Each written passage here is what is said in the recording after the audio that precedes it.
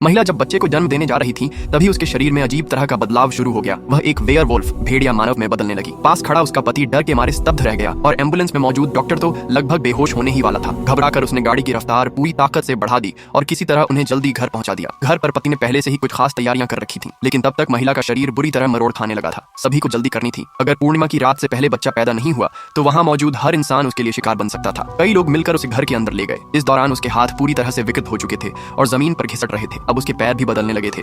इसी तरह महिला को प्रसव कक्ष तक पहुंचाया गया। पति की हिम्मत भी जवाब देने लगी थी। वह अपनी ही बेटी को संभालने से डरने लगा। उसने खुद को संभाला और पत्नी को स्वतंत्र रूप से बच्चा पैदा करने दिया। किसी को नहीं पता था कि वह क्या जन्म देगी। कुछ ही देर में कमरे के अंदर से भयानक चीख पुकार सुनाई देने लगी। पति बस चुपचाप खड़ा होकर भगवान से प्रार्थना करने लगा। आधे घंटे बाद जब अंदर से कोई आवाज नहीं आई तो उसे समझ आ गया कि बच्चा सुरक्षित पैदा हो चुका है। उसने धीरे धीरे दरवाजा खोला और डरते डरते अपनी वेयरवुल्फ बन चुकी पत्नी के पास गया। उसके होठों पर वही मधुर गीत था जो पत्नी को पसंद था। उसने देखा कि पत्नी अब पूरी तरह वेयरवुल्फ में बदल चुकी थी। डर तो बहुत लग रहा था, लेकिन प्रसव के बाद वह काफी कमजोर हो चुकी थी। लेकिन जब उसने देखा कि पत्नी ने एक छोटा वेयरवुल्फ बच्चा जन्म दिया है तो पुलिस तक चौंक गई। फिर भी बच्चा तो उनका ही था और इस तरह वे एक अनोखी अद्भुत तरह की खुशहाल जिंदगी जीने लगे।